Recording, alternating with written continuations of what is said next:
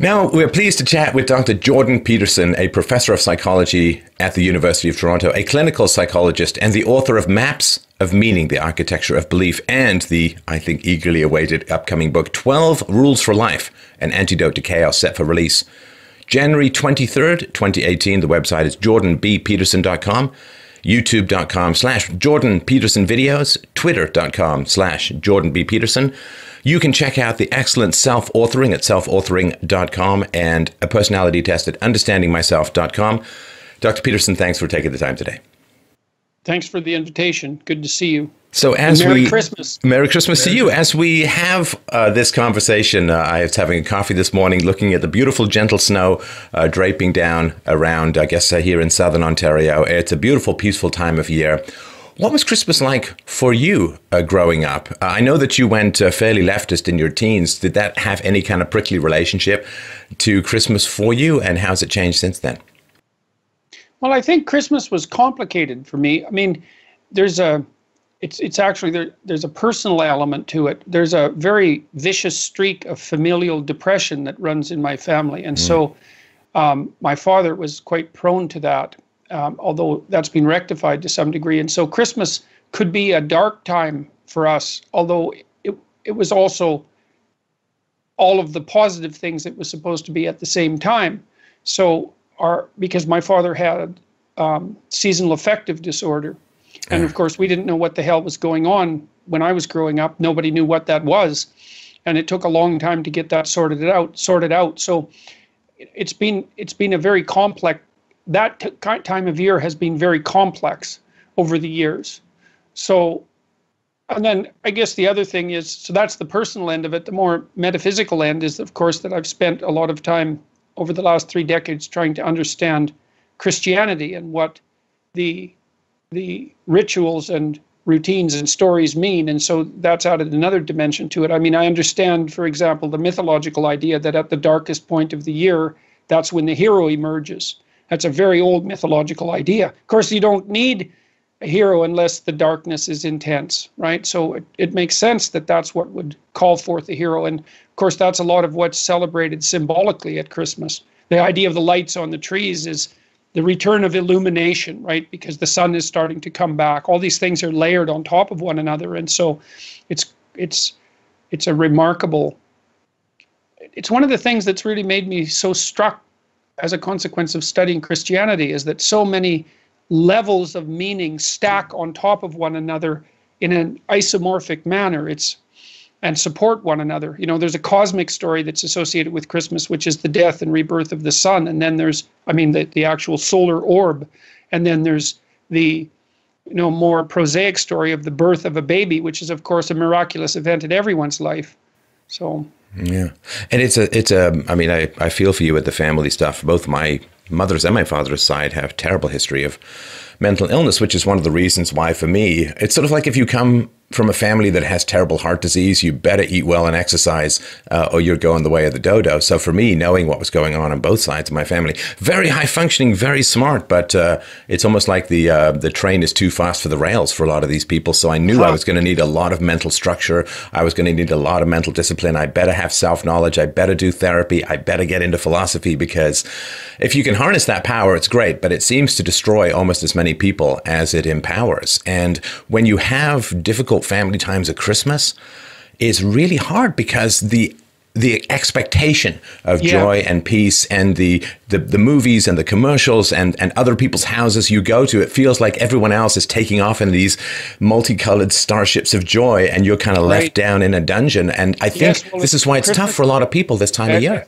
Absolutely, absolutely. And I think you put your finger on it exactly, is that, what we hope is that the time around Christmas gives us a glimpse into what human relations could be like if we organize them very carefully. And I think that can happen. But the problem is that you don't get peace and goodwill towards man merely by having the time of year. It's something that you really have to work at. And a lot of the problems that I've indicated that were characteristic of my family and my extended family, we've actually addressed with quite a bit of success over the last 3 decades, as a consequence of, partly because I became a clinical psychologist and started to understand these things, and because the biochemistry has been more well understood, but it is hard on people around Christmas because, as you said, the hope and the reality, it's a point of the year where hope and reality can war most viciously, and it can be very, very hard on people. Suicide rates go up around Christmas for exactly that reason. So it's a magnification season. It tends to not exaggerate, but in a sense reveal both the strengths and joys of your relationships and the weaknesses and challenges in your relationship. And it's, to me, tragic, particularly because it's one of the few times in the year that you do have the time and the proximity to be able to work on your relationships. But there are, of course, families that studiously avoid that and avoid the dysfunction, which really tends to hollow out any festivity in the season. Yeah. Well, right. I think you're right about it serving as a magnifier. It brings out the best and the worst, and I suppose that's useful too, because you need to have the worst brought out so that you can hypothetically deal with it. But it's no joke. I mean, even in the Christmas story itself, so Christ is the eternal infant, the eternal hope, let's say, and the eternal hope of mankind, just like an infant is the eternal hope of mankind. But he's born in lowly circumstances and in extreme peril, right? Because all the firstborns are under death sentence, essentially. And there's an archetypal element to that, too, which is really important to understand, which is that even if the hero is divine, then he's always born in the extreme danger that characterizes existence itself. And so in some sense, that balance between tragedy and catastrophe and tyranny and hope that typifies Christmas in reality for day-to-day people is also built right into the story. I mean, they're in a manger, for God's sake, right? It's a stable. And so it's pretty unstable, so to speak. And then, of course, there's all these radical political events going on. And, well, that's the way of mankind. Radical political and social events going on. That's the way of mankind. So now the transition from a desert religion to Northern and Western Europe, to me, is really fascinating because people from Europe are essentially, in some ways, I think even biologically defined by the seasons. And it's so fascinating to me that a desert religion, which doesn't have a huge amount to do with seasons, certainly not as much as, say, Germany or France or England, took root in Europe and flourished and changed in some ways to adapt to the seasonal rhythms. Those who were not able to defer gratification and hoard and hold on to their food throughout the winter didn't tend to do very well. Those who didn't work really hard when it was necessary to plant and to harvest and so on, and then rest when it was really necessary through the winter to conserve calories didn't do very well. So I really find it fascinating how a religion that began in the Middle East ended up adapting so perfectly to the seasonal nature of European civilization. Yeah, well, Christianity was like a giant vacuum cleaner in some sense. It certainly integrated itself with and layered itself on top of existing pagan ceremonies, like the tree itself, which is the tree is a very interesting symbol because, of course, the tree is the tree in the Garden of Eden, the tree of the knowledge of good and evil, and the tree of life. And the tree for Christmas is mostly the tree of life. And the tree is also the structure that unites heaven with earth. And the lights on the tree symbolize or represent even illumination and the reemergence of light in the darkness. And a lot of that was extracted in some sense from the pagan symbolism that existed there prior to Christianity. I mean, the tree idea, for example, that plays the idea that there's a tree that unites heaven and hell, which is sort of something akin to Jacob's ladder, is a central tenet of shamanism. And there are all sorts of strange shamanic echoes that permeate Christianity and the Christmas story, like Santa Claus is a good example. There's very interesting documentation about the relationship between the red and white of Santa Claus, for example, and the use of Amanita muscaria mushrooms among the shamanic, in the shamanic tradition throughout Siberia and across the entire northern strata of Europe. So yeah, it's a very, very deep and strange mixture of desert and frigid cold and celebration. And I guess that's also partly what's given it such longevity as a celebration, even though we also seem to be doing everything we can to undermine that as fast as possible. Oh, this is fascinating as well to me too. The sort of power of myth and the power of culture I worked, I was at the National Theatre School. I wrote plays and novels and so on. And so I worked a lot with allegory, metaphor, and character. And I read my Jung about sort of collective unconscious and universal archetypes, but it wasn't until I got into my 40s and really began to strip myself of the merely secular self and focus on deep myth and focus on the power of these kinds of archetypes, that I realized just how much had been taken from me, how much had been stripped from me, how much had been withheld from me about the origins of all of the symbols and the echoes of what I had received. Well, it's a funny thing because you actually can't live without that. One of the things that's been unbelievable to me over the last year is, there's a couple of things because I've been communicating with so many people in public and also online. So one stream of response that's quite remarkable is that many, many people tell me that when they listen to what I've been talking about with regards to these deep symbolic structures, that it's as if they already know it, but don't have the words for it. And that's exactly right. And I would literally say hundreds of people have said that to me. So say, well, you're reminding me of something I already know. And of course, that's actually the hallmark of archetypal thinking, because the idea of the archetype is the idea that your thinking is structured. Underneath it, like there's a structure underneath your thinking. And then your thinking can reflect that structure when you become aware of the archetypes. And then that kind of puts your conscious self-knowledge in alignment with who you most deeply are. It's remembering in the Platonic sense. And I think that you do experience a coming home, so to speak, when that occurs. Jung himself said that that was a better occupation for the latter half of life. And so the fact that it really started to hit home for you in your 40s actually makes sense, let's say, from a developmental perspective, because let's say you're in the last half of your life, what you're supposed to be doing with that part of your life is accruing wisdom, and that for your own psychological purposes to stabilize yourself, but also so that you can act as a stabilizing force in society. So. Right.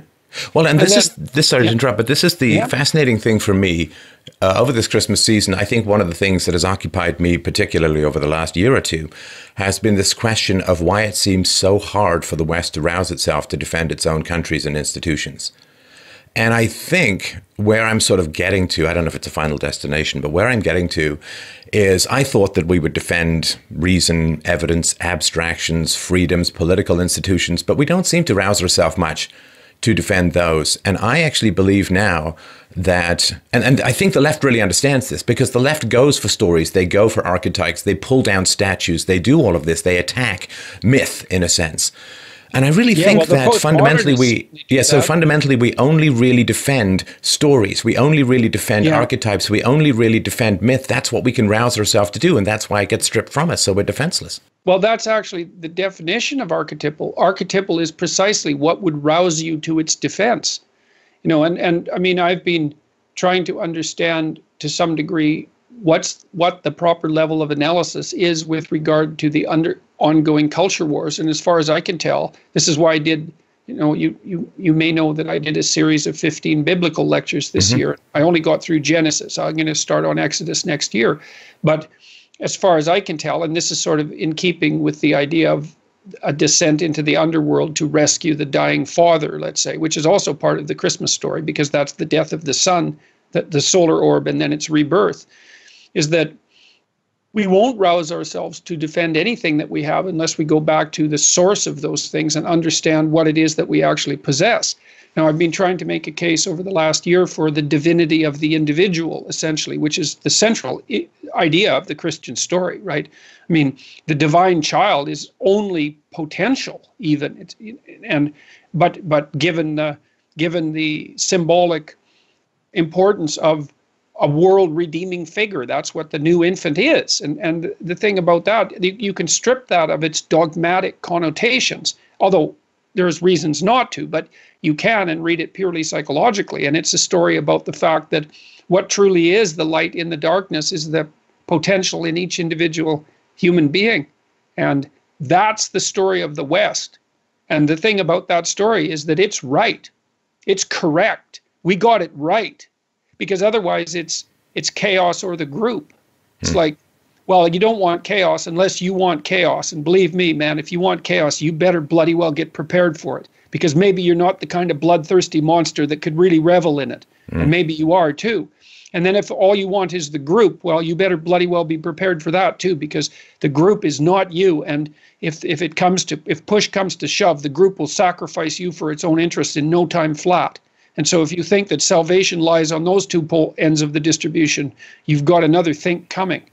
Well, that's the mere Darwinian lust for power. And this, to me, is one of the great stories that's important to remember about the first syllable of Christmas, which is Christ, which is that, to me, the elemental story, and it's not that there's one, but the one that's resonating for me most at the moment, Jordan, is this idea that if you reject material power, you achieve immortality.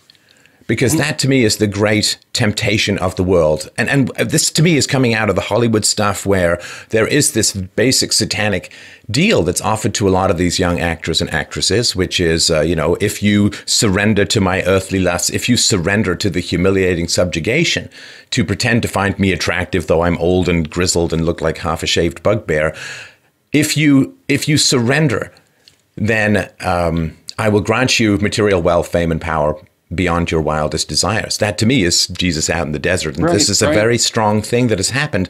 But Jesus, of course, by rejecting that, achieved an influence far beyond anything he could have, even if he'd taken the entire world the devil offered. It's really interesting, too, because it isn't even, I don't think, so much a matter of rejecting it. It's formulating a better deal.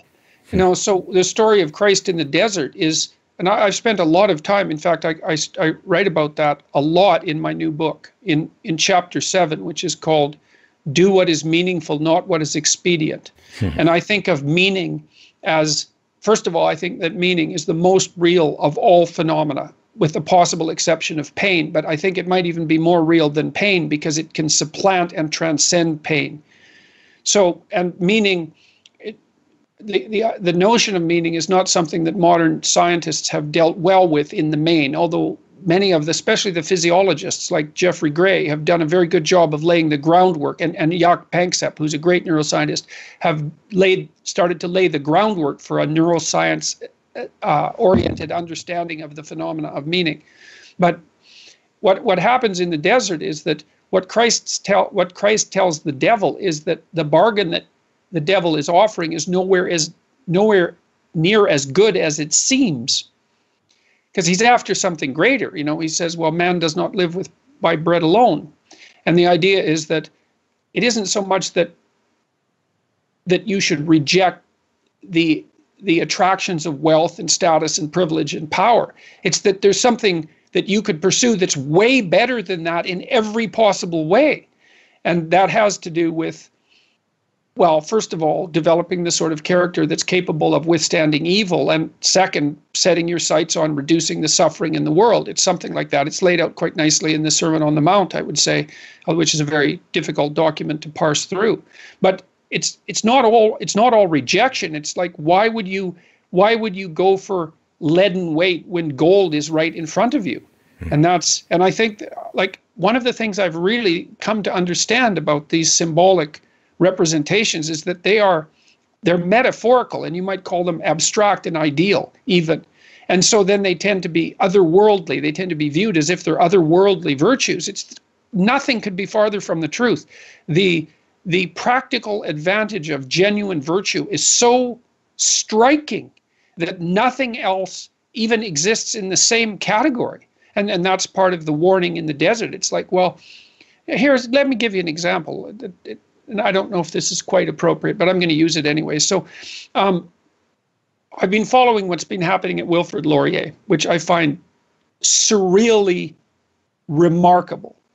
I can't see how the university could be handling the scandal worse if they scripted it to be. Can you just give a quick overview for the people who aren't aware? Well, what happened at Wilfrid Laurier was that a TA, Lindsay Shepherd, was brought in front of what can only be termed a minor inquisition for having the temerity to show 5 minutes of a Canadian public television show about Bill C-16 and pronoun usage. And she was accused of breaking provincial and federal law, violating university policy, and of being a transphobic bigot. And that broke because she recorded the story and leaked it. And I mean, there's been international outrage over this event, and yet the university hasn't, I don't think it's learned a damn thing. In fact, from what I've been able to tell, every move it's made in reaction to this scandal has actually made the scandal worse. And that's very interesting. But, well, one of the side stories is that on that very same TV show, The Agenda with Steve Paikin, the president of Wilfrid Laurier University, Deborah McClatchy, was invited to talk about the university's response to this scandal. And I watched that, and I thought it was so interesting to me because Deborah McClatchy has attained worldly dominion, let's say. She's the president of a major university. It's not a trivial position.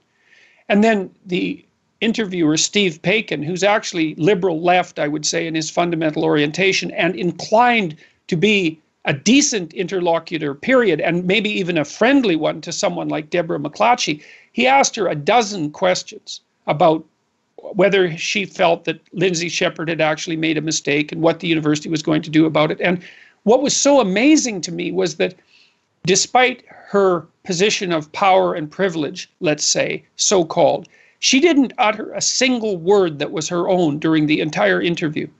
It was like there was no person there at all. And what that indicated to me was that in order to attain that position, which was hypothetically, an elevated position in the dominance hierarchy, she had to give up everything that was actually powerful, including her own voice. So, and that's a great object lesson. It's like, you want power, let's say, and you're willing to make a bargain with the devil to get it. And what you think is that when you get that power, you'll still be the same person that you were when you started seeking it. And the problem with that is you're not going to be the same person even a little bit. There'll be nothing left of you. And you'll be a puppet of the position rather than being the master of the position.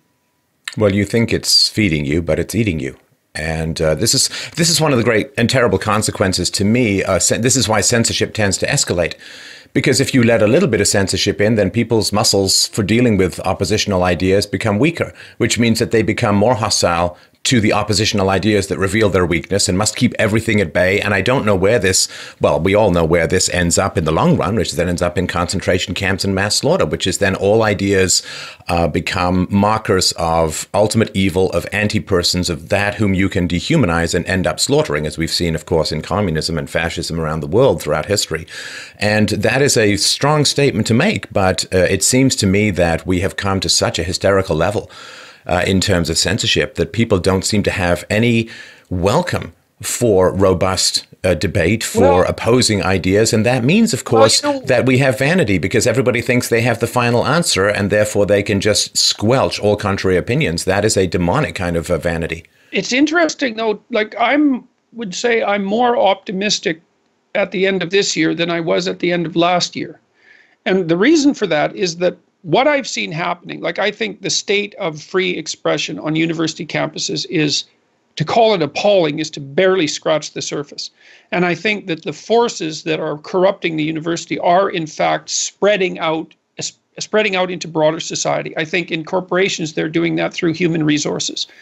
And I think the university is directly to blame for this because it's produced let's say, investigative tools like the implicit association test, which has been misused beyond comprehension. One of the things that's interesting about that implicit association test is that one of the people who designed it, Brian Nosek, has really started to turn against it. So there's a fractionation occurring within the little coterie of people who produce that appalling.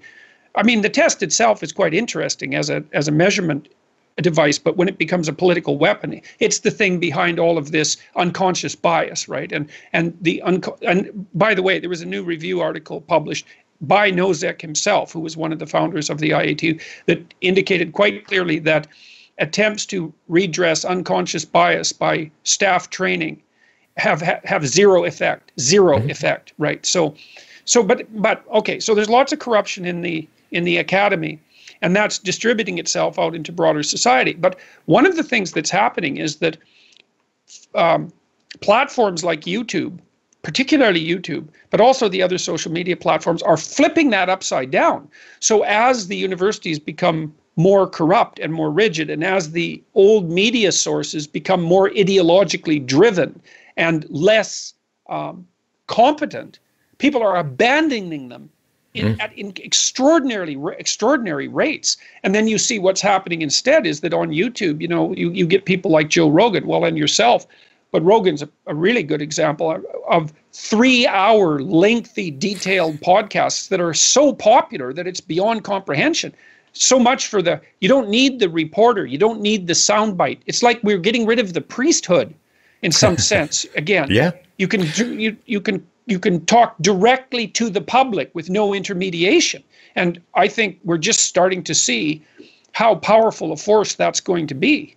Oh, I think it was about 10 years ago I did a show which was that the internet is the new Gutenberg. It is that which allows you to bring the text directly to the audience. It doesn't mean you don't need a priesthood, because you need experts, but it is, you're right. I mean, as far as the opportunities for breaking down oligarchical hierarchies, we've never had this kind of opportunity. And I really truly believe that universities as they're currently instituted are done. They simply will not survive this transition. Philosophy in particular, where did it start? I mean, if you don't really count the pre-Socratics, it started with Socrates. And what did Socrates do? He wandered around the marketplace and talked with people about philosophy and said, if you buy me lunch, that would be great. And what is the donation model other than a return to the origins of philosophy, people bringing their wisdom to the marketplace of ideas and saying, hey, buy me lunch if you like it. Right.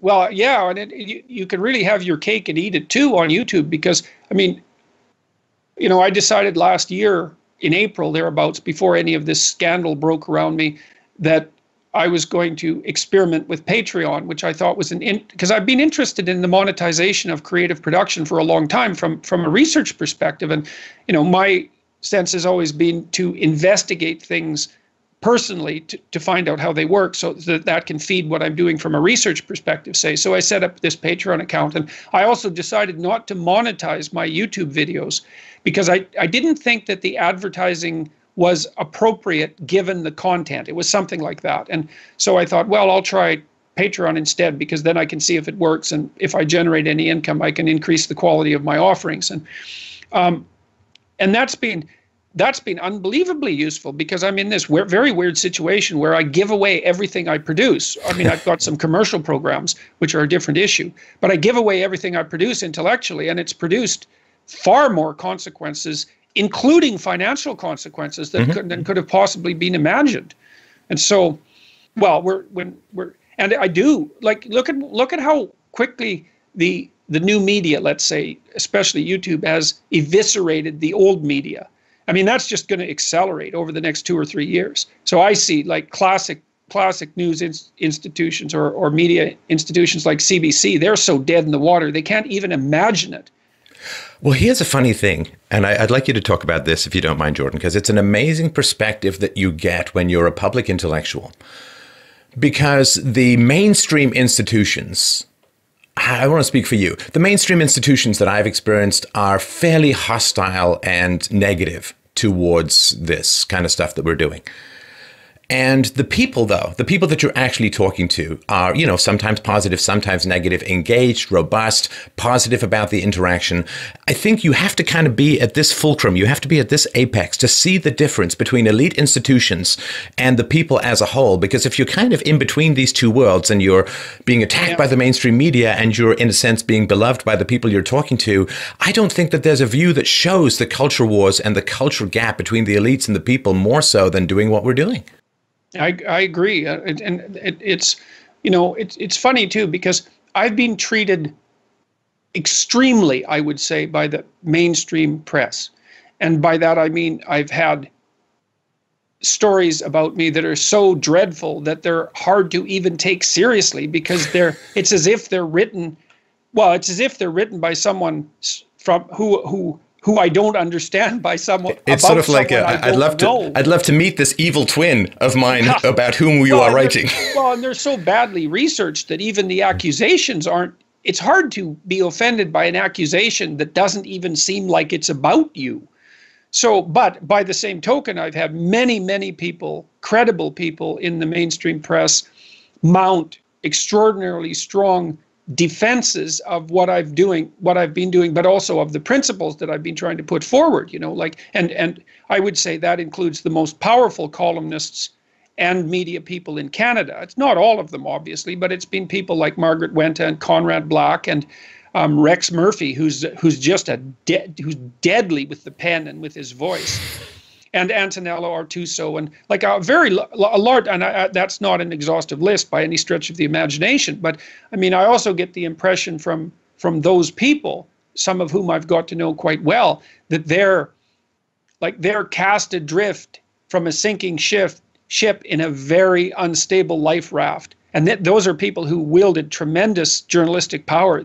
They feel that there's no stability whatsoever in their future because they can see the old media forms rocking and being pulled apart like mad. And the fact that this is happening so quickly to the classic media, to me, indicates exactly what's going to happen to the universities. Their model is so flawed. So I've watched major institutions fall apart, corporations, and I see how it happens, and it accelerates once it starts to happen rather than decelerating. But imagine, it's way too expensive to educate a university student.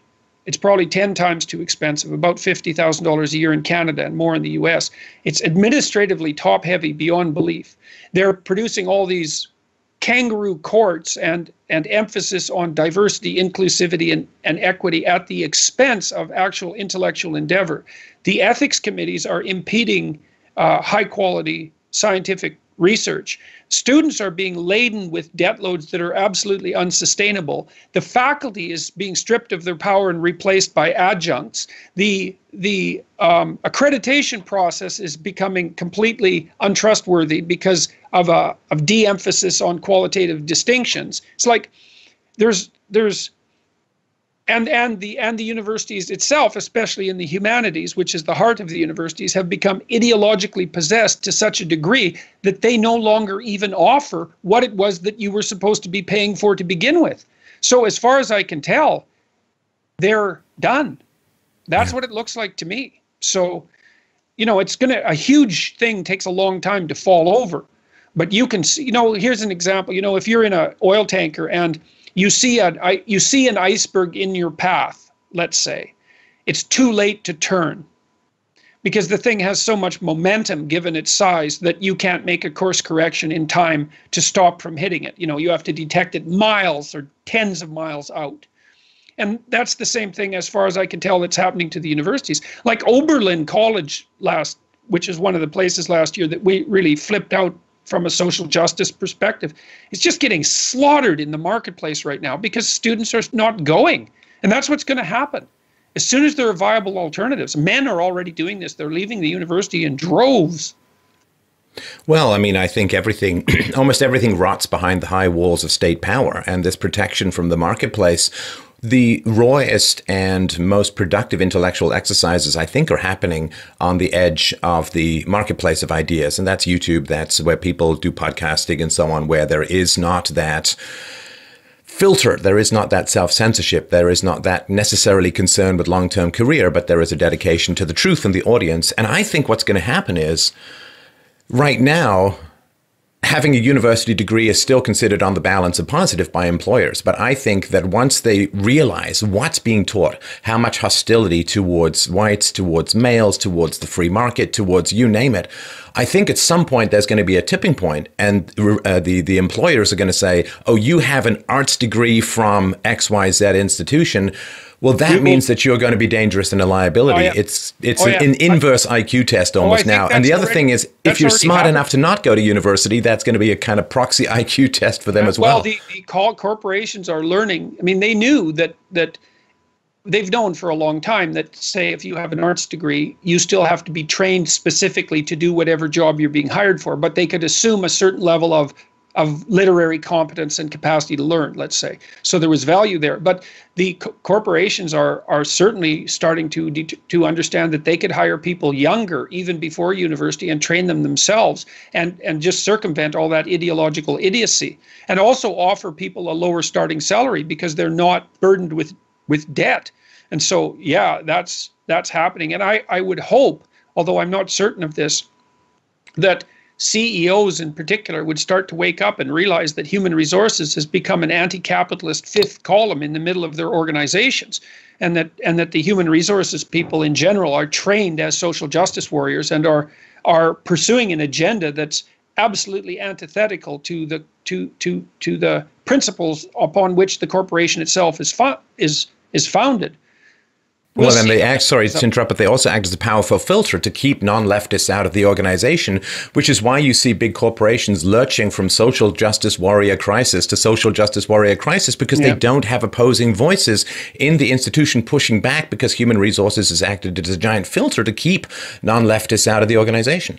Well, and they do things like it was Apple, I think, most recently, that had hired a vice president of equity, diversity, and inclusivity or something. They actually had to get rid of her because she turned out to be pretty damn sensible, and she said some things like, well, maybe we should consider diversity of opinion, and like the mob just ripped her apart and she had to resign or was fired. I don't remember which it was. But I don't think that big companies understand how much trouble they're allowing themselves to get into by letting this ideological movement loose in the organization. But on the upside, Stefan, I would say one of the things that's wonderful about capitalism is that corporations that make mistakes die. Yeah. It's hard, as as a nimble mammal of the internet, it's hard for me to look at the incoming meteor and the dinosaurs and their uniting with great sorrow, because it's just going to open up a lot of opportunity. So there's two other things I'd like to touch on regarding Christmas. The first, so the first is the question which I have wrestled with for many years and I have yet to resolve, the question of sacrifice. So I come out of the sort of objectivist Ayn Rand tradition where sacrifice is considered a seven deadly sin. I've really revised that over time, because there are certainly times as a public thinker that it does feel a little bit like there's some sacrifices involved, to put it mildly, but it's worth it. And this question of sacrifice, Christmas is a lot about self-indulgence in terms of materialism, which I have no particular problem with, in terms of good eating, which I also enjoy to do. But I think this question of sacrifice has really been lost from Christmas and from a lot of people's thinking as a whole. This kind of what's in it for me, how can I accrue material gains is very central. So where does sacrifice sit in your mind at the moment? Well, in these biblical lectures I talked about sacrifice a lot, because we walked through Genesis, and of course, especially from Cain and Abel forward, which is basically right from the beginning of the document, there's a tremendous emphasis on the rituals that are associated with sacrifice. And sacrifice is an unbelievably powerful idea. It's perhaps the most brilliant idea of mankind, because the sacrificial idea is you can give up something of value now, strategically and carefully, ethically, and be rewarded for it manifold in the future. And that's basically the discovery of the future. It's the same thing, because when you discover the future, it means that you have to start to think strategically about your actions in the present in relationship to the future. And that's a sacrificial attitude, because what happens is you realize that things that could bring you impulsive pleasure right now, getting while the getting's good, is not a good medium to long-term strategy and might not be a good individual or collective strategy. So here's one way of thinking about it, and this is where I think Ayn Rand was wrong. Like, there's very little difference between, so there's the you I'm talking to, right? But there's the you that hypothetically extends, let's say, 30 years out into the future. And so you could think there's the day-to-day you 30 years into the future, and the week-to-week, and the month-to-month, and the year-to-year you. And in some sense, that you that extends into the future isn't much different than other people. So if you're acting in the moment to ensure that your long-term thriving is potentiated, you're going to act in a manner towards yourself that's not much different than the way that you would react to others that you were treating properly. And so I would say, like, Rand's problem is that I think that she draws too tight a line between competition, selfishness, and public good. Those do not have to be antithetical. In fact, I don't think they are. I think that when you act most wisely in your own best self-interest, you simultaneously act in the best interest of the people around you, and broader society. And that's part of this stacking up of levels of analysis. You can have your cake and eat it too. And so the reason that you should regulate your impulses, let's say, and discipline yourself isn't so that you can suffer the kind of privation and self-sacrifice in relationship to being an altruist that Ayn Rand complained about with good reason. It's because you want to regulate and discipline yourself, because that way you can serve a master, let's say, that serves everything at once. And I've ceased believing that that's merely a metaphysical statement. You know, like if I conduct myself so that my family maximally benefits along with me, how could that be anything but good also for me? So, right. So sacrifice properly understood it's back to our earlier discussion. It's not the rejection of worldly goods. It's not self-abnegation and flagellation. It's the replacement of a relatively unsuccessful strategy, power, domination, like worldly pleasure, let's say, with a ethic that's inconceivably better on all dimensions. Right. So here's the big challenge as well. I guess this is maybe just asking for advice around the question of forgiveness. So forgiveness to me has become very muddied of late. And the reason for that is that I understand that if someone wrongs me and they show contrition, they apologize, they make amends, and I refuse to forgive them, that's giving me unfair and unjust power over them. And that's a wrong thing for me to do.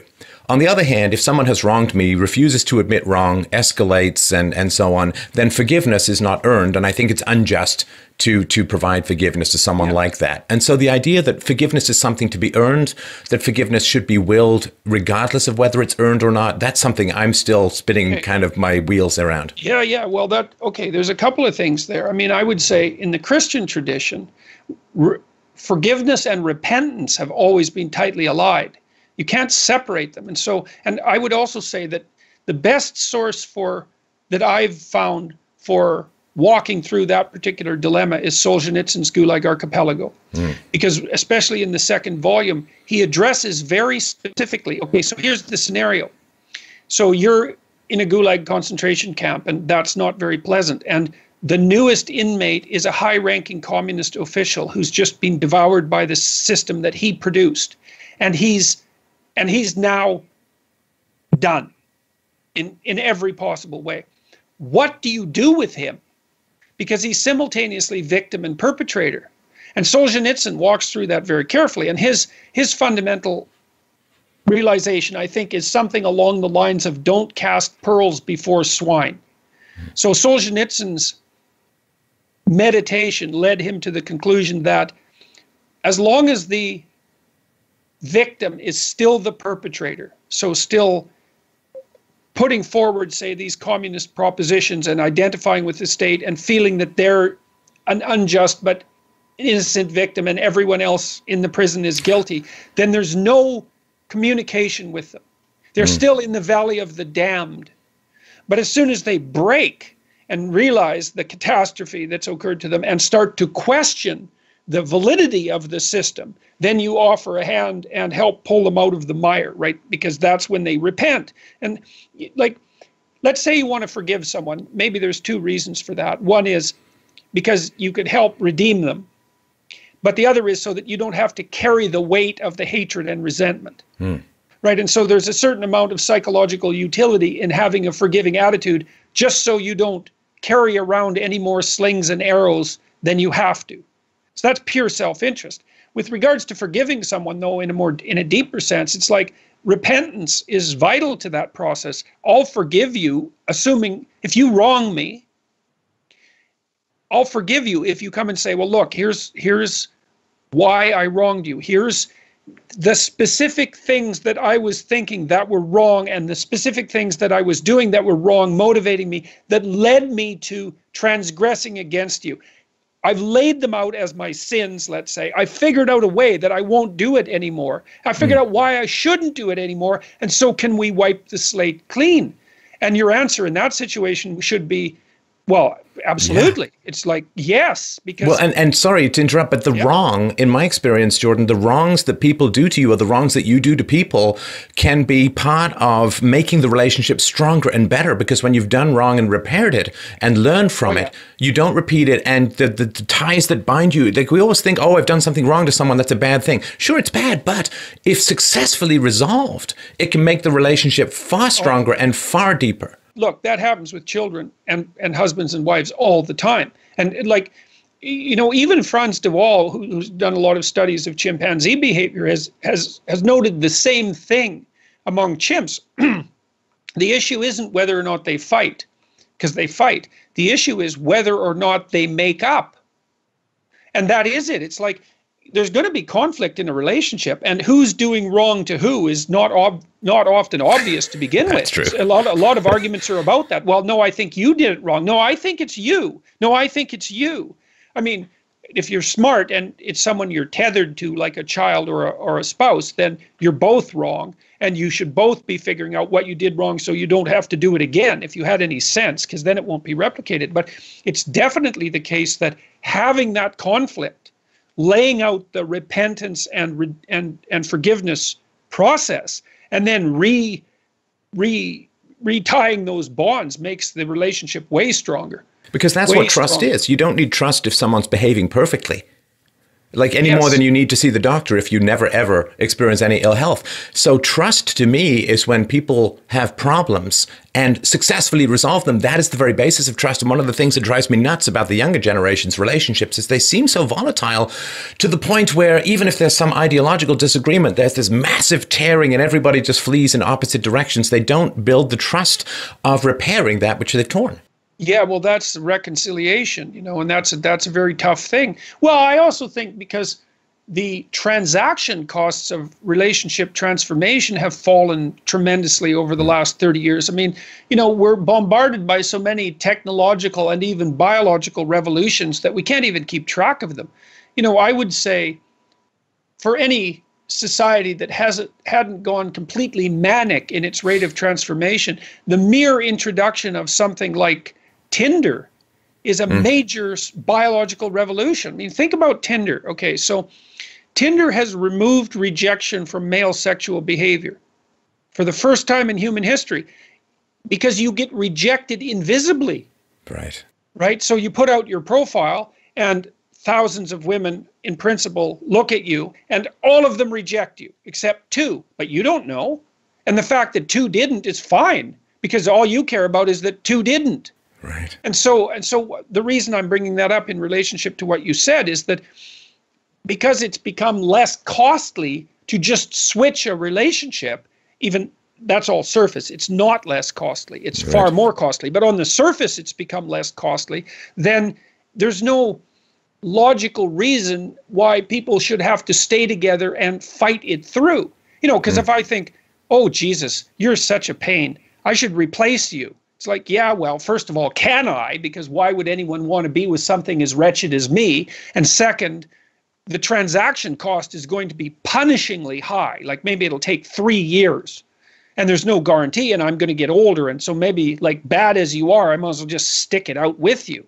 But if I think, well, I can replace you in 15 seconds, well, then I don't have to fight with you. And then you can also fall prey to the delusion that that next person that you find is somehow going to be less problematic than the person that you've already traded in. And the problem with that is that it's not the person that you traded in that's the problem, probably. It's probably you, and you're going to bring yourself to the next relationship. So, yeah, it is really useful to teach children and to also understand that reconciliation is the answer to conflict, not the reduction of conflict, right? You have to have conflict, because otherwise you're not living.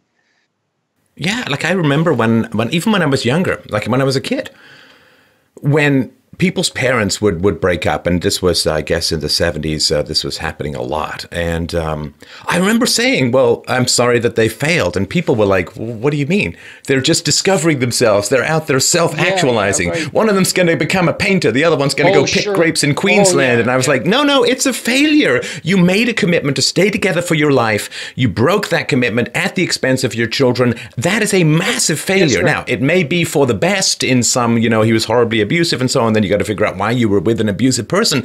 But can we call it for what it is, a failure? This seems to have gone out of the window. I don't think there's any evidence that liberalizing the divorce laws was a useful move. Yeah. I think it was a catastrophic move. I think the people who paid the price for that are children. And we say, well, we're only staying together for the sake of the children. It's like, hey, that's not so bad. That's not so bad. It's like, I think the children prefer that. After all, and you have a primary moral obligation. Once you have those children, who cares about you? You're an epiphenomena. Right. Your well-being is to be put clearly secondary, not to be eradicated completely, because you don't want to be a martyr to your children. That's just, and your children don't want that from you. That's for sure. But the idea that, it's shallow. It's the idea that relationships are infinitely divisible and fractionable, and you can pop out of your primary commitment and go find yourself, especially once you've had children. I find that morally reprehensible, and I think it's done incalculable damage to our society. It's like, and I learned this from Jung a fair bit, is like one of the things he keeps pointing out is that there are some games that you do not get to play unless you're all in. And marriage is one of those games. The idea behind marriage is, I'm not going to leave. Period. Right. But what should be understood along with that is the unspoken subtext, which is, you're fucking horrible. You're malevolent. Life is tragic. The complexity is going to overwhelm us. This is going to be terrible. But I'm not going to leave. So what would you like? Kind of think, I'm not going to leave as long as I'm happy. Well, no. I mean, you don't need virtue. I mean, you don't need nutrition if you only eat what you want and what you like. I mean, you need these disciplines because we have to act against our instincts from time to time. And of course, as you know, the studies are very clear that couples who are considering divorce, who stay together, 5 years later, they're like, well, thank God we never got divorced. That was great. Well, the studies with regards to the proper construction of a family, let's say, are also clear. It's way better for kids to have an intact family with two parents, period. Yeah. There's just no debate about that. Now, that doesn't mean that there aren't some single parents struggling valiantly who do a better job than some intact families. But looked at from any reasonable objective perspective, the data is crystal clear and painfully self-evident. So, do you realize how much of the internet would be saved, how much bandwidth and typing would be saved if we just taught statistics starting in grade school so that you wouldn't have to put these qualifiers in all the time? It's a bell curve. I know there are exceptions, but yeah. So well, let's close with what you would like to say to the millions of people who are going to end up listening to and watching this. What's your Christmas message, particularly, looking forward into, I think, what's going to be an extremely exciting year in 2018? Well, let's think about it sociopolitically. Let's manifest some hope and say, well, it is a dark time and we're badly polarized, and this is the perfect time for the rebirth of the hero. And that's what Christmas is about. And it's about that at every level. So you can allow that to be reborn in your own heart, that and the birth of Christ is the birth of the logos, right? The word that extracts order out of chaos. It's the thing that always, eternally sets things right. That's what we're celebrating at Christmas. And you want to welcome that into your heart and into your family, because if you don't, you're lost. This stuff is so, these ideas are so necessary and so vital that you cannot live without them. And so it's useful to understand profoundly what Christmas means. It means that the Logos is eternally reborn at the darkest period of time. And if you're not on your knees in gratitude for that, then you know very little about the horrors of the world. All right. Well, thank you very much. I also want to thank you, of course, at a personal level for the work that you're doing out there in the world, for some of the great conversations we've had. I look forward for many more to come, and thanks so much for your time this season. Good talking to you. Thanks for the invitation, and Merry Christmas. Merry Christmas.